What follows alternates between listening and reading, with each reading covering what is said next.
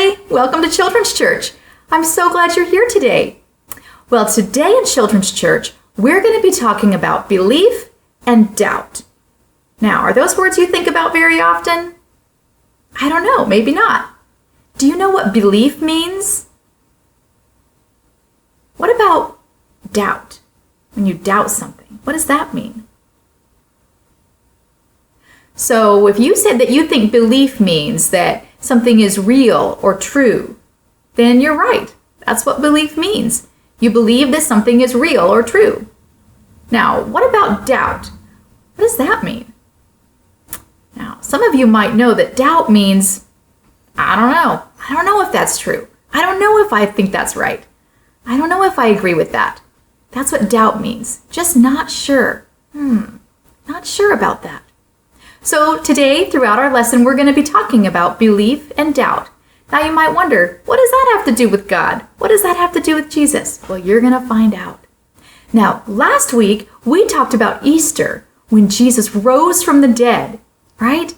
Now that might be something that some people might say, I don't know about that. That seems pretty impossible, right?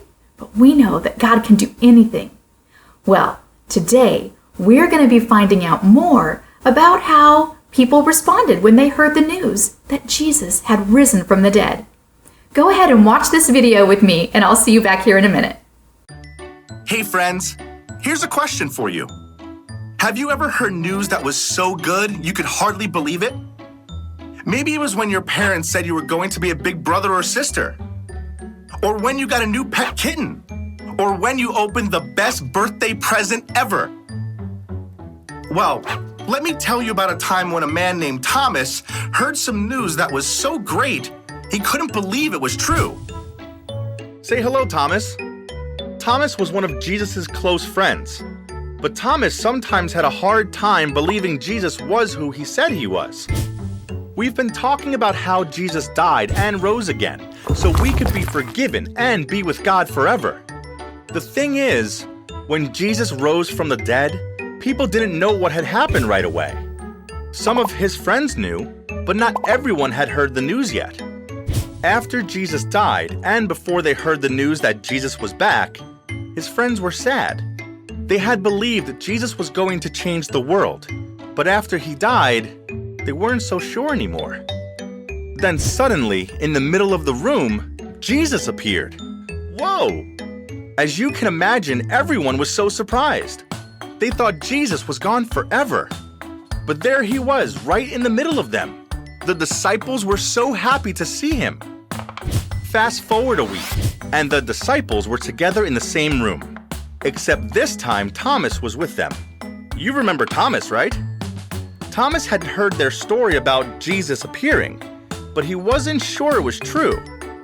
After all, if Jesus had died, how could he be there among them? Thomas said that if he was going to believe their story, he'd have to see and touch Jesus for himself. Just as he said this, Jesus appeared just like he did before. He came to Thomas and told him, "Reach out your hand. Stop doubting and believe." When Thomas touched Jesus, he knew it was him. Just like Thomas, sometimes it can be hard to believe that Jesus is real and alive and that he loves us. But here's the great news. Just like Jesus helped Thomas believe in him, Jesus helps you and me believe in him too.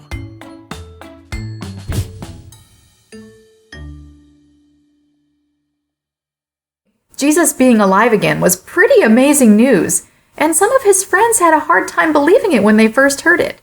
Have you ever had news that you had a hard time believing when you first heard it? I know I have. So we talked a little bit about belief and doubt, and the difference between it. One meaning, belief meaning, yeah, I think that's real. I think that's true. And doubt meaning, I don't know if that's true. So we're going to play a game to kind of help you think through these concepts, okay? Now, I need you to have your thumbs ready. Okay, got your thumbs ready? And I need you to be ready to say, I believe it, or I doubt it. All right, you got it? So I'm going to tell you something, and I need you at home to say, I believe it, or I doubt it. All right, you got it? I believe it, I doubt it. A cockroach can live for 9 days without his head? That is true. Did you believe me? Okay, you ready for another one? An ostrich has the largest eye in the world.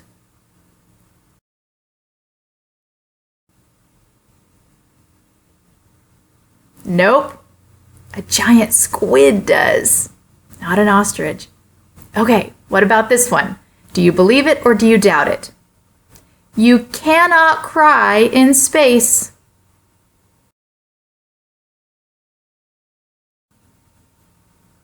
It's actually true. You can't cry in space. Your eyes don't, the tears won't roll down because there is no gravity in space. All right. I want to know what you think. There's a bird in this picture.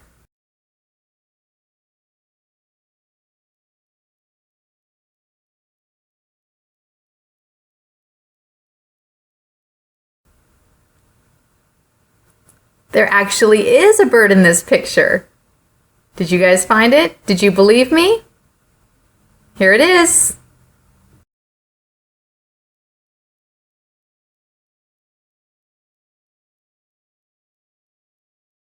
A man carved a road all by himself with no power tools all the way through a mountain.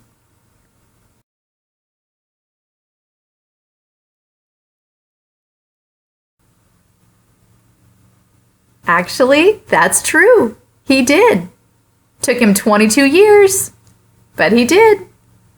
Okay, do you believe it or do you doubt it? Here's the next one. A goldfish has a memory of only 3 seconds.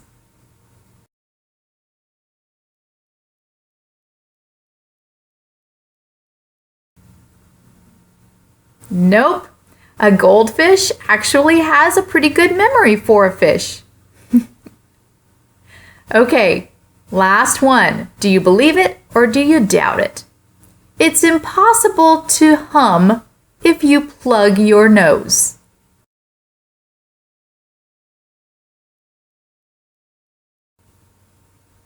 It is impossible to hum if you plug your nose. All right, that's just a fun game to think about how sometimes things that we think might be impossible aren't impossible. And sometimes things that we think, oh yeah, I could, oh no, I guess I can't hum. Now, so what made you say, if you said, I believe it, what made you say you believed it? Maybe you had been taught that before. Or maybe you had experienced it. What about those of you that said, I doubt it? What made you say that? Did something just seem impossible? Yeah. Now, sometimes it just takes a little of our own experience to decide whether we believe something or doubt something, right? Sometimes we've tried it, so we know, yeah, I agree with that. How many of you tried to hum before you answered that question?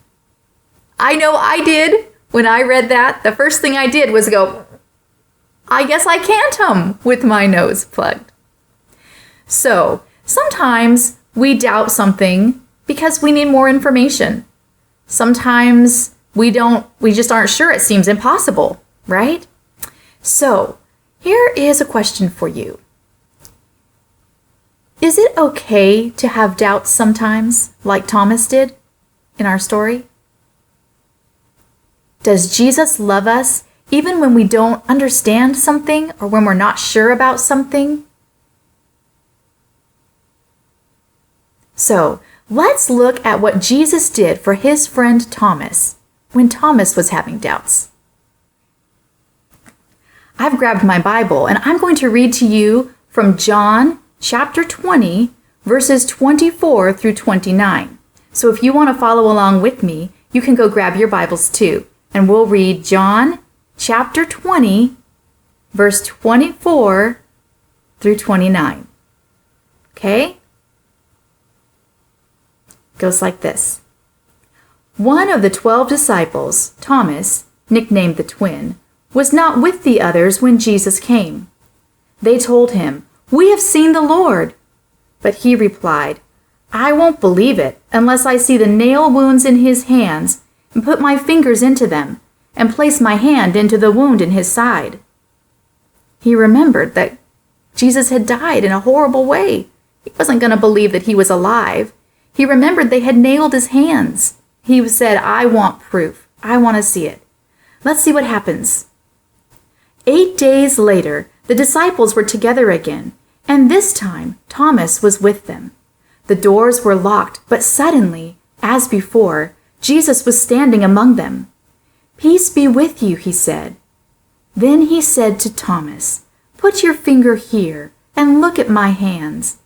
Put your hand into the wound in my side. Don't be faithless any longer. Believe." "My Lord and my God," Thomas exclaimed. Then Jesus told him, "You believe because you have seen me. Blessed are those who believe without seeing me." Now, Jesus went straight to Thomas when he came and showed him what Thomas felt like he needed. He wanted proof. He wanted to see. He wanted to know it was real. And Jesus went to him and showed him his hands, showed him his side, so that Thomas could believe. Jesus helped his friend Thomas believe. Now, sometimes there are things that are hard for us to understand. And you know what? Just like Thomas said, I need help. We can ask God for help. We can ask him to help us believe. Okay? Hey kids, have you been practicing your verse?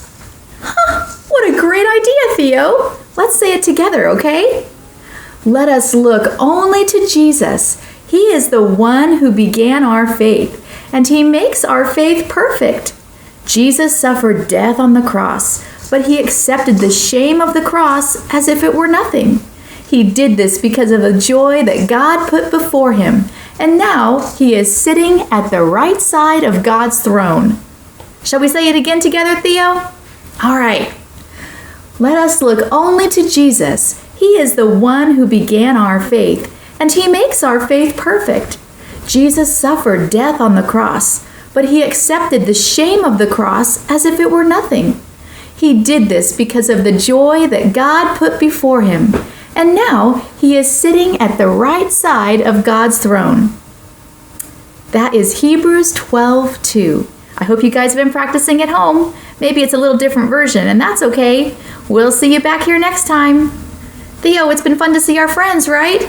We miss these people. I'm Bobby and I grew up on my family's farm. I moved to the big city, let adventure take me far. It's Hobbies with Bobby, yeah! This is Hobbies with Bobby. Hello everyone, thanks for joining me this week. I decided to try a new hobby, but I doubt it's gonna turn out good. So my brother, he's been really into ceramics. Ceramics is making pottery where you mold the clay into a plate, a statue, a candle holder, anything really. Today, I'm trying to make a reusable hot chocolate mug. Does this look like a cup to you? Hey B, how's it going? Look. Actually, you're exactly where you need to be. What? How could you say that? I could never drink hot chocolate from this. This is part of the process. Just trust me. But it doesn't look like what I hoped it to be. I had expectations of what this was going to be. I get it. I felt the same way. But wait until you see what happens when your mug goes through the whole process. You started with a shape, but now it's time to put it into a kiln. A kiln is a special oven that fires the clay really hot and makes it shrink down and become solid. The fire and heat make the pottery sturdy. Fine. You take it. I'll believe it when I see it. You sound just like a Bible character named Thomas. I think it would be good for you to hear his story while I go finish up this cup. Okay. It's Bible time, time for the Bible, yeah! It's Bible time with Bobby. Okay, the story my brother wants us to read today comes from the book of John. We can discover it together. The story picks up after Jesus has been killed on the cross. They poked holes in his hands and side as he died. Then he came back from the dead. Not all his friends have seen him yet, so they didn't all believe it was true. They were hiding in fear of religious riots when all of a sudden, Jesus was with them. He said, "Peace be with you." After he said this, he showed them his hands and side. The disciples were overjoyed when they saw the Lord. Could you imagine how happy they were? Think for a second. What is the happiest you've ever been? Right, and if then, multiply that happy feeling by 1,000. A friend they thought was dead was alive, and they saw him. But the story continues, because not everyone there was at the party. Now Thomas, one of the 12, was not with the disciples when Jesus came. So the other disciples told him, "We have seen the Lord." But he said to them, "Unless I see the nail marks in his hands and put my finger where the nails were and put my hand into the side, I will not believe." A week later, the disciples were in the house again, and Thomas was with them. Though the doors were locked, Jesus came and stood by them and said, "Peace be with you." Then he said to Thomas, "Put your fingers here. See my hands. Reach out your hand and put it in my side. Stop doubting and believe." Thomas said to him, "My Lord and my God." Then Jesus told him, "Because you have seen me, you have believed. Blessed are those who have not seen and yet believe." Wow, what a story. I understand what Thomas was feeling. His friends were telling him a pretty wild story, and he wanted to see it for himself. So, what did you learn from the story about Thomas? Well, Thomas doubted that Jesus had come back from the dead, so Jesus came back to help him believe. That's exactly right. We can trust our friends and God and Jesus and your brother when he teaches you about making pottery. It worked? Well, it is okay to doubt sometimes and have some questions, but remember when you said you wouldn't believe it until you saw it? Oh my goodness! That clay turned into this amazing mug? Just like I said, I fired it and glazed it, and this is how they turn out. Making pottery is a great hobby, Bobby.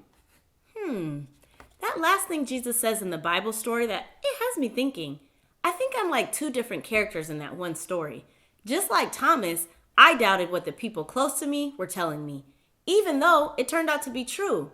I believe now because I actually saw the cup turn into something beautiful. But then Jesus says that the people in the future that believe even though they don't see him with their own eyes will be blessed. Well, that's me and you. It's not like we saw Jesus himself show up or anything, but we know it's true because Jesus helps us believe. Do you believe that we can make a spaceship that can fly out of this? Oh, Peter, I hope we can try a new hobby next week. Have a great week, and we'll see you again soon. And remember, Jesus helps me believe. This is Hobbies with Bobby. Oh my goodness. This is so tricky. Where's my class? Where are you guys? You're around here? Whew, I gotta take this off. Oh, it's hard to do stuff when I can't see. Being able to see is pretty important, isn't it? But we don't always have to be able to see in order to believe in Jesus. Now, I have a question for you. I have two balloons here. Which one of these balloons, they're the very same, which one of these balloons is full of air? Did you say this one? You're right. No air in this one. This one's got air in it. Woo! I can throw it around the room. Now, how did you know this one had air in it? You can tell because of the size, right? You can tell it's a different shape. It's full of something in there, isn't it? That's right. Well, just like we can't see the air in this balloon to know that the air is in there. We can't see Jesus either. We can't see Jesus walking around like Thomas could. We can't. But just like we know the air is in there because of the way this balloon is behaving, the way it looks, the way it's different, we know that Jesus is real. We know that he is alive. We know that we can trust him because of everything we can see and the way we experience Jesus, the way he gives us his peace and his calm and his help, the way he loves us. We can experience Jesus, but we can't see him. Well, everyone, it's been fun to have you here with me today. I hope you guys are doing well at home. I sure miss you guys at church. I can't wait till we can get together again. But until then, enjoy your time with your families. Thanks for joining me here. And before we go, let's say a prayer together, okay? Dear Lord, we just thank you for the reminder that you love us and you are with us. We thank you that we can come to you when we have doubts and we aren't sure about things, that we can come and that you will help us believe. Lord, I thank you that we see your goodness all around us, even in times that are strange and different for us right now. We can still see your goodness and your love. Lord, we ask that you would help us this week to keep our eyes on you and to put our trust and our faith in you every day. In Jesus' name, amen. See you back here next week. Bye, guys.